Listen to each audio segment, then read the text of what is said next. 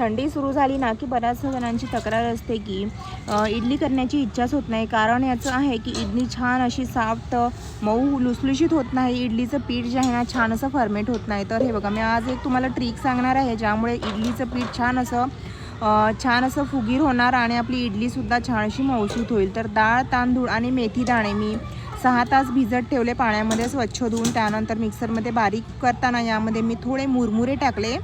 मुरमुरे टाकून मी छान असं हे जे आहे ना मिक्सरमध्ये बारीक करून घेतलं। आणि बारीक करताना यामध्ये आपल्याला खूप जास्त पाणी ॲड करायचं नाही आहे। तर हे बघा, सर्व बारीक केल्यानंतर यामध्ये मी मीठ वगैरे अजिबात टाकलेलं नाही आहे। आणि कुकरमध्ये हे आपल्याला पातेलं ठेवायचं आहे रात्रभराकरिता। आणि तुम्ही बघू शकता किती मस्त असं पीठ आपलं फर्मेट झालेलं आहे। आणि हे पीठ जे आहे ना जितकं हलकं होईल ना तितकी आपली इडली जी आहे ना सॉफ्ट होते, जाळीदार होते, मऊ लुसलुशीत होते। तर तुम्हाला ही ट्रिक आवडली का मला कमेंट करून नक्की सांगा।